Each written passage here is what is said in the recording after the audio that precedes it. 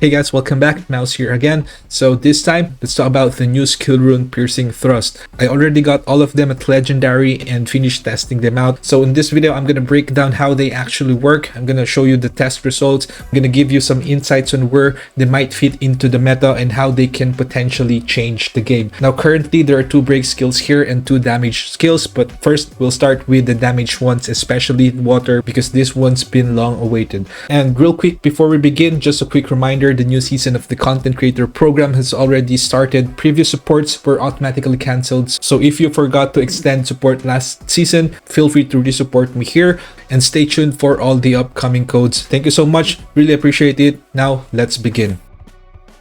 First up, Flowing Water Kick.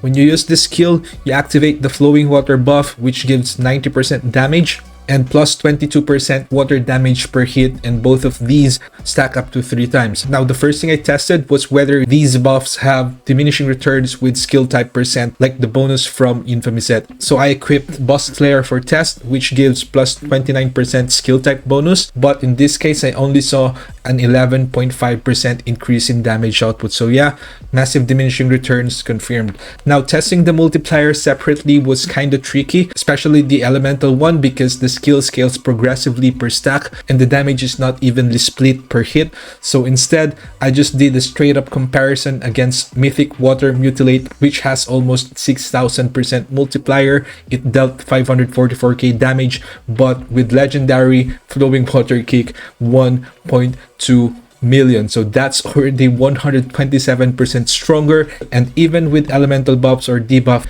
factored in that can reduce that difference, the gap is still massive. And here's where it gets better. Just look at the base multiplier difference between Legendary and Mythic. 1679% versus 2160%. That is over 28% increase. So yeah, I decided this was worth upgrading, bought the selectors to push it to Mythic, and here's the damage difference. 41% damage increase in Mythic rarity. Next up, Firestorm Kick. This one gains bonus damage when the enemy has the burn debuff. So for the Legendary, it will increase it by 180%. So from my test, I have also confirmed that this has a diminishing return on skill type percent multipliers like the Boss Slayer, where I only got 10.1% increase in damage output. So Mythic is at around 4,950% with a burn bonus of 200%, and that will put its total multiplier at around 14,848, while Legendary sits only at 10,899. So just for comparison, Dagger Toss Mythic hits 9 times per cast, so that will be a total of 6,897%. If you cast it twice, because it has lower cooldown, that totals 13,794%, which is still lower than Firestorm Kick. Now Sonic Explosion Mythic is at 7,533%, but it has bonus core damage for the Phoenix Bow, so the damage output contribution will be much higher. So I'll just do a follow-up test on this once I get the Mythic Firestorm.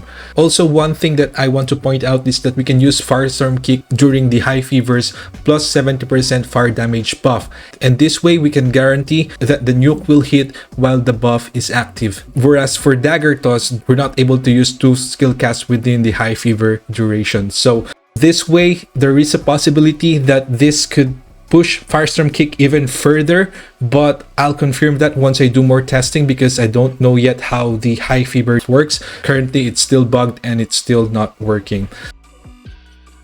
Now let's talk about the Gale Kick, the wind version. This one gives heavy break and plus 20% damage dealt buff for 8 seconds. So I tested it too, and this buff is additive to Obsidian set, bonuses, and other damage increase types. That means you're not getting the full 20%. I only saw around 12% actual gain when I used the Obsidian set, again due to the diminishing returns. As for break power, Vacuum Wave with Almighty Break is still stronger, but Gale Kick did outperform Dagger Rush in my test, which is weird. I'm not sure if I did something wrong, but realistically, Gale Kick might replace Dagger Rush for some setups, especially since crit builds are getting harder to optimize and Gale Kick gives a more reliable buff. Now for the possible use cases for bosses with break gauges, I think Vacuum Wave plus Gale Kick paired with Expert set will be a good option, and for bosses without break gauge, I would consider using Vacuum Wave plus Sonic Stream paired with Obsidian for that immediate damage. Now lastly, for Light Piercing Thrust, this one gives 22% light damage dealt and Almighty Break. And the 22% light bonus is most likely an elemental damage multiplier and only showed a 14.4% increase, which makes sense if you already have a natural weakness bonus 50%, and that is expected to be lower once you stack more light damage percent. So overall, they're similar, but Light Piercing Thrust is an offensive rune meant to deliver follow-up burst damage every skill cast, whereas the Armor Break is meant for defense. And it's also worth noting that both of these break skills have invincibility frames, so you guys can use that to survive better in dungeons. So yeah, that's all for this quick breakdown. If you found this helpful, don't forget to drop a like, leave a comment, and subscribe for more videos like this. See you in the next one.